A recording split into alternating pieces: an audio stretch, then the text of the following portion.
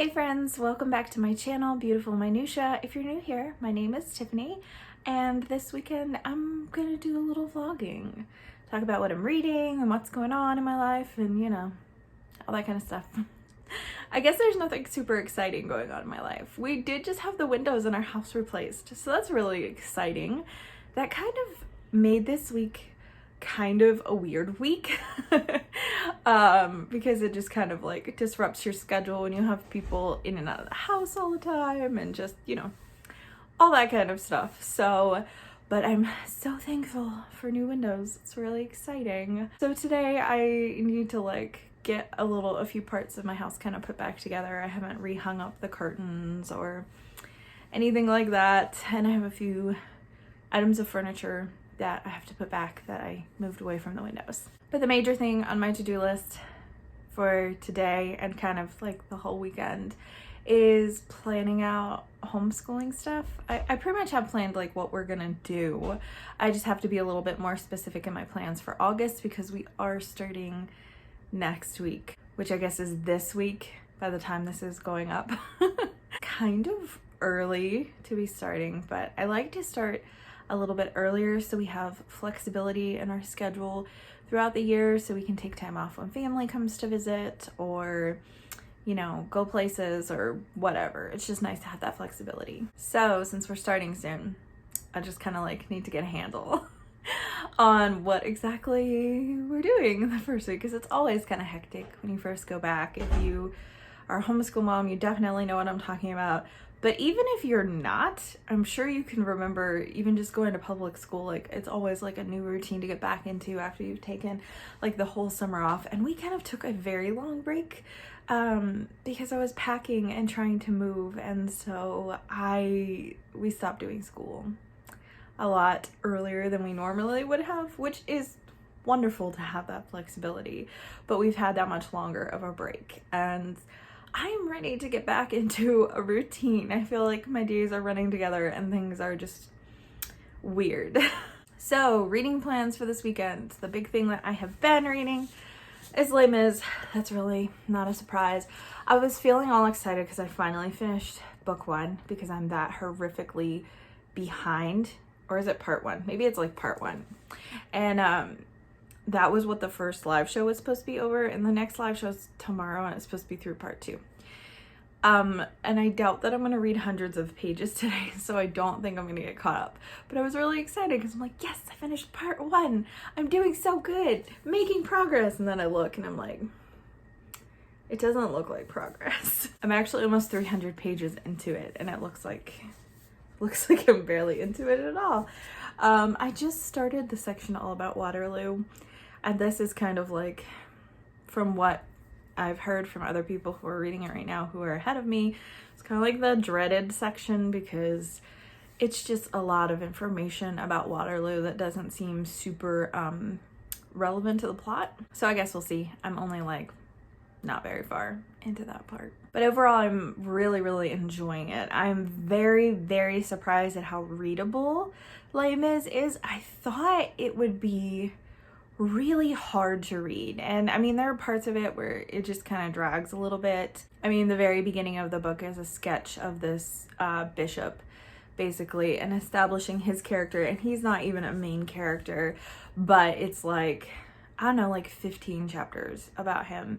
And so there are times where it does kind of like slog a little, but I felt like 2/3 of like that first part was like riveting, and I was so just glued to it yesterday.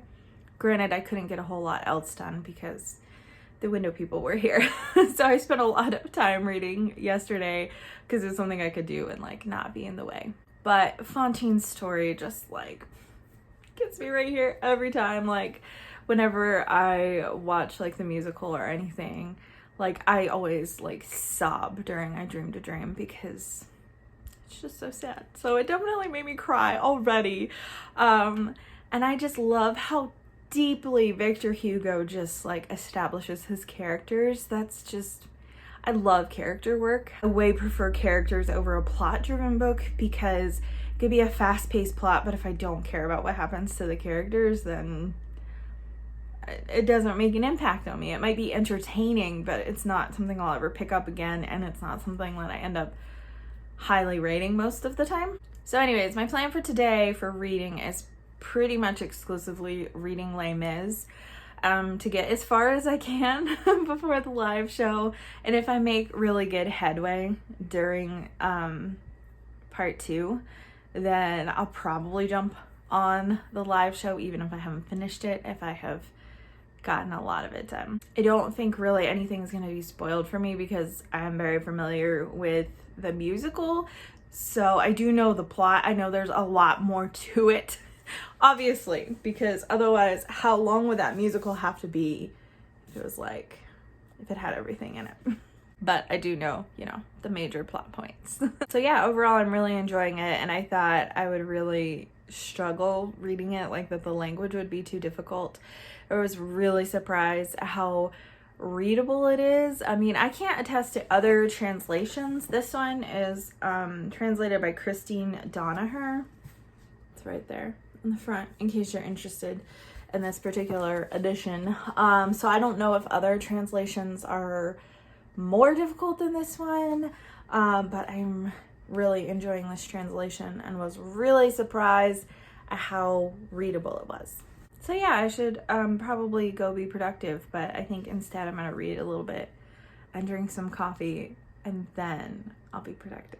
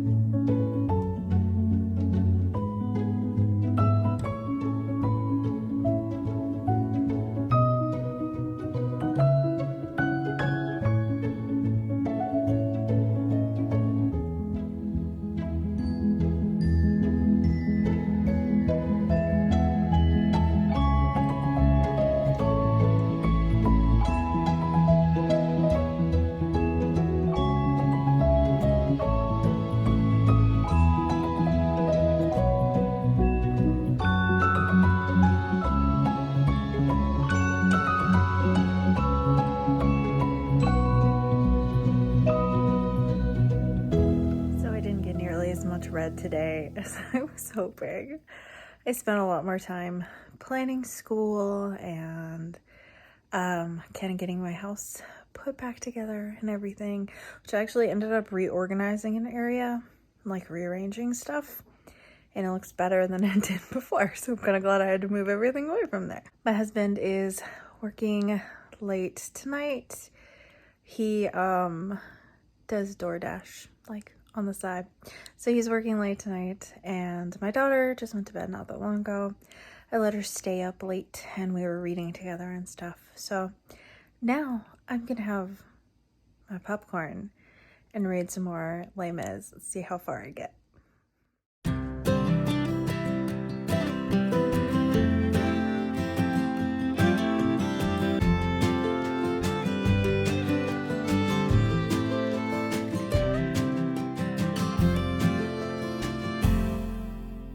Good morning. It's Saturday morning, and I didn't get quite as much read in Les Mis last night as I was hoping. I got really tired, but I did get through the Waterloo section, and that felt like an achievement. I think it was 50 pages long, but it felt a lot longer. I was trying to figure out why I felt that way, because some of the scenes were really well written, beautifully descriptive, but I was just kind of just get me through this. And there was definitely some skimming involved in places. I think the reason I was struggling so much with that section is because I don't know anything about Waterloo, really. I knew it was a major battle. I didn't know, like, why they were fighting. I knew, like, Napoleon was a major player in it, and that Duke Wellington from England was also. That's pretty much all I knew going into it. So I feel like if I had read... Can you hear that cat? I don't know what her problem is.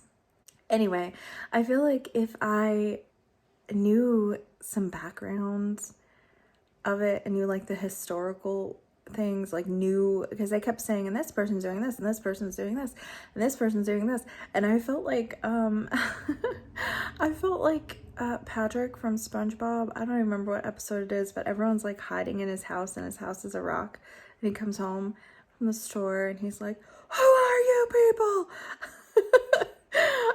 So that's kind of how I felt, because it was mentioning a lot of people. It's like I knew who Wellington was, I knew who Napoleon was, but I didn't know who any of these other people were. And so I feel like a lot of the significance of it was kind of lost on me. So I wish I had done a little more reading about that before I started Les Mis, because then I think I would have gotten more out of it. But it does make me want to read some more of it now. I am on part 3 of the second part of Les Mis, Cosette's part. I'm in part 3 of that, and I think there's, like, I don't know, like maybe 7 parts or something like that, so I'm not quite halfway.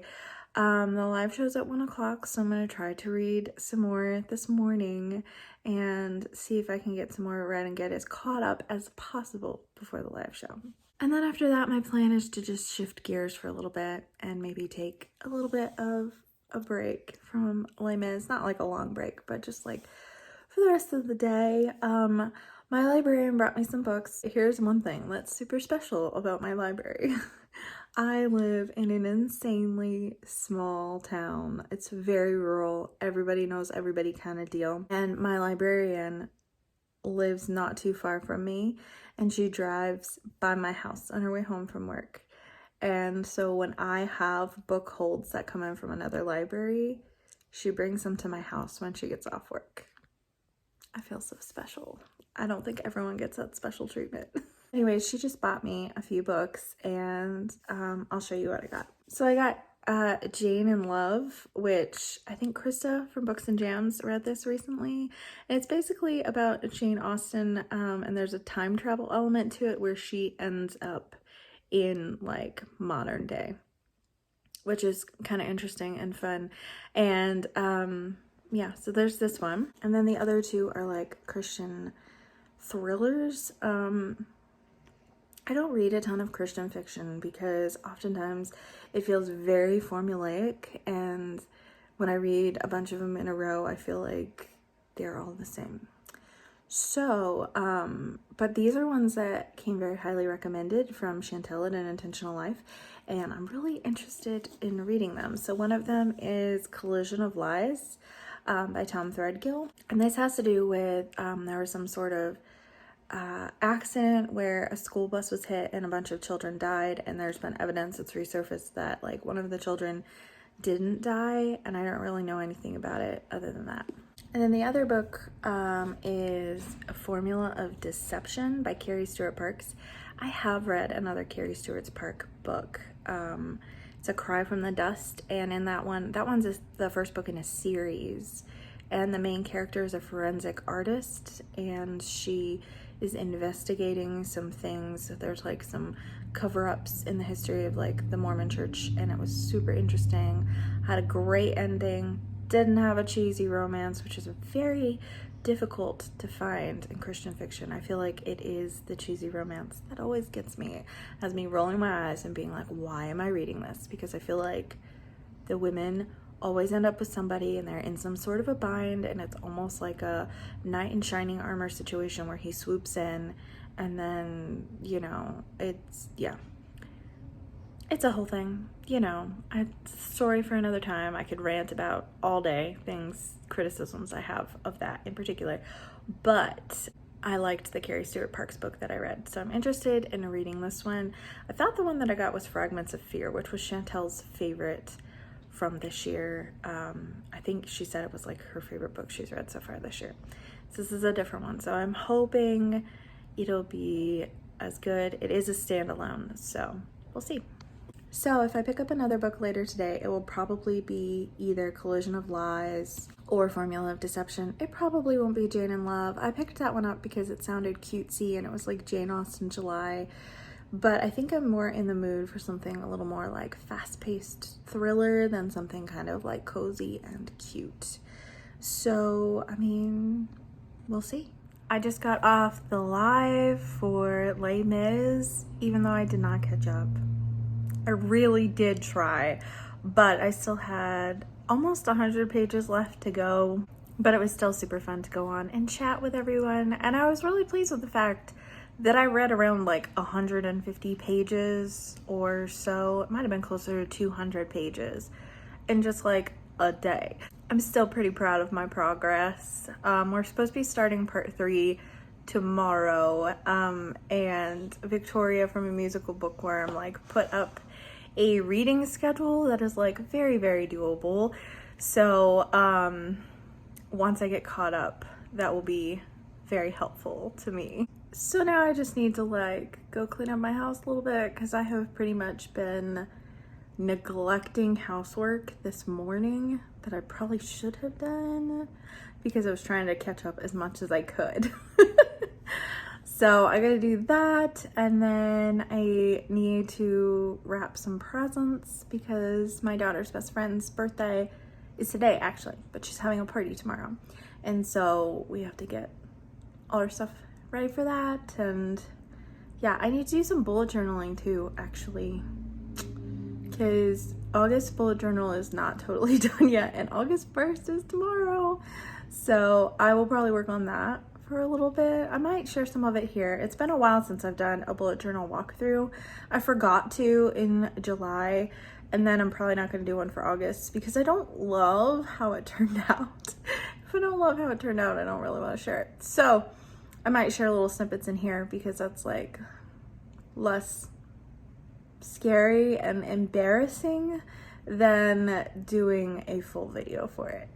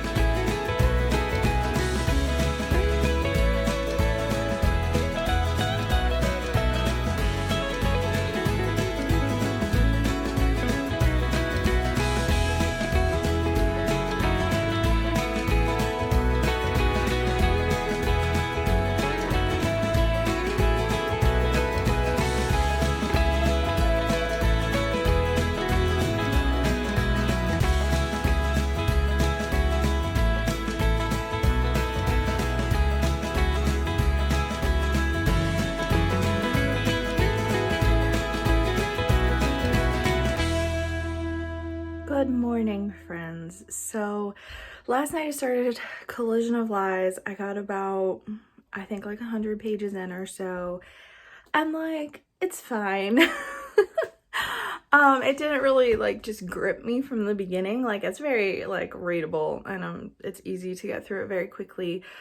But I don't know.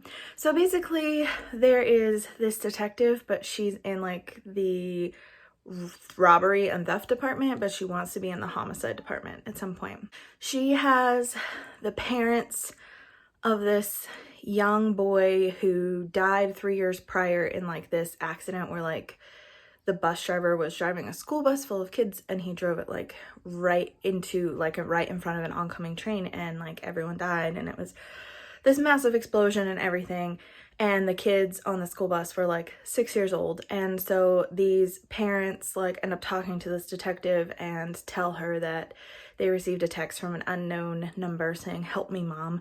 And they think that it's like that their, I guess now 9-year-old son is actually alive and trying to contact them somehow, which is super far-fetched, and she does not find any leads on it whatsoever. But then like someone else just gets a note that says, "I'm sorry," who is also like a parent of one of the children.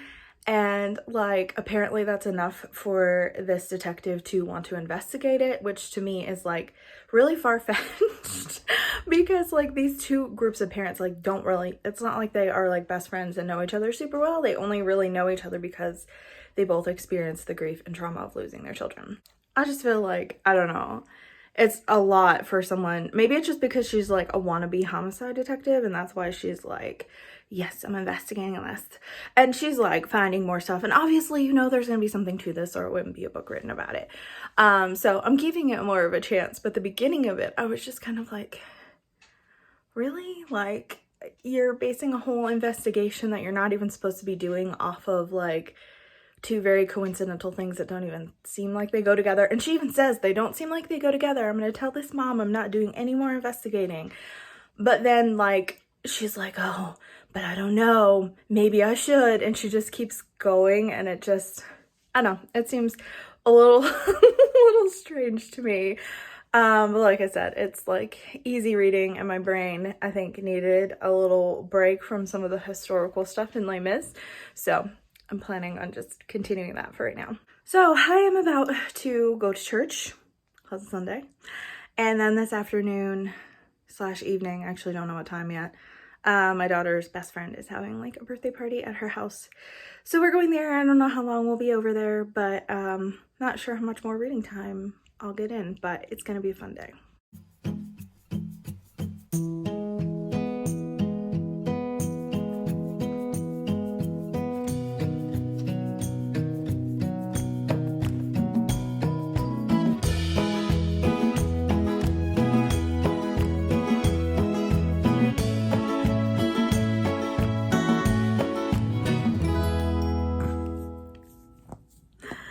So it's Monday and I am really terrible about like wrapping up my weekend vlogs like on Sunday night. And I think part of it is because I forget to film on Sunday night, and I think that part of it is because like I'll finish a book and I want to be able to talk about it. So I did finish Collision of Lies last night after we got back from my daughter's friend's house. I have mixed feelings about it because as a mystery as a whole, I found like the mystery aspect of it very disappointing. It is like the back of it says it's a suspense, and I would say suspense is much more accurate than mystery because there are parts of it that are very like fast-paced and it's really easy to read, and there are situations that the main character gets themselves in that you're just kind of like this, oh, what's gonna happen kind of a deal. But when I'm going into something and I assume it's going to be a mystery, I want something very like twisty at the end that I didn't see coming. And there are certain aspects of it that I saw coming that are really hard to talk about without spoiling it. So I can't really say much, although I feel like I wouldn't be spoiling that much for some of it because I feel like some of it's really obvious. Like the things that were supposed to be twisty were kind of obvious, but then when you figure out basically like kind of the perpetrator's motivation behind the crime that takes place, it's really weird. Like it's very complicated and very scientific and has to do with like brain chemicals and all these things, and it's so very specific that it was really difficult for me to like understand what they were saying, and was kind of hard to follow and didn't seem to really fit with like the easy reading flow of the rest of the book. That being said, there are elements of the book that I really enjoyed, one of which being I liked the main character. I thought she was a lot of fun. There's a medical examiner in this book, Dr. Pritchard, and he's hilarious. I love his personality. I love the relationships that the main character has with different people in the book, with her family, with someone that she works with, and another person who gets assigned to work with her. Like, I liked the relationships she had developed there. And the other thing I loved, there wasn't this big, gushy, romantic aspect to it. That was marvelous. You can kind of see hinting at a potential relationship in the future, but there really isn't anything in this book. It's the first in a series, and I think the second book came out this year. So there's probably more of that stuff in there. But really appreciated that that was not something that was beat over my head over and over and over again. Some people going into this are thinking like, you know, it is a Christian, I mean, it's under a Christian publishing house, and I think it is billed as like a Christian suspense or something. It's not at all. There's nothing even remotely Christian about it in any way, shape, or form, other than the fact that it's completely clean. There's no language, there's no sex, there's no violence really that takes place like on screen, so to speak. It's all very tame in that way. So if you're going into it expecting this great like Christian moral or something like that, you're not going to find it there. But if you're just looking for some good clean fun, you'd probably enjoy it. I think I'm probably going to give it like 3 stars because it was entertaining in spots and there are things that I enjoyed about it. But everyone I know who's read it has rated it 5 stars, and some people have even said they'd give it more if they could. And so I was just expecting this very like twisty, like exciting, fast-paced, hard to predict story, and it wasn't for me. So I was kind of let down by that.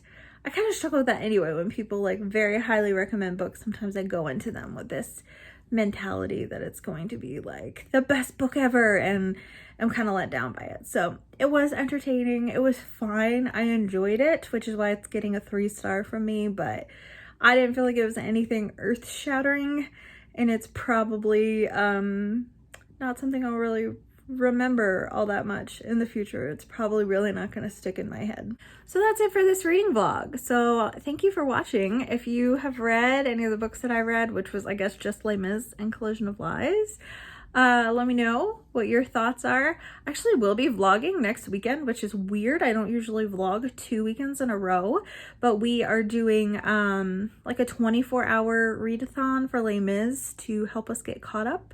A lot of other booktubers are vlogging as well, and the time period for that actually coincides with Dewey's readathon as well, which I did not do when they had one of those earlier this year.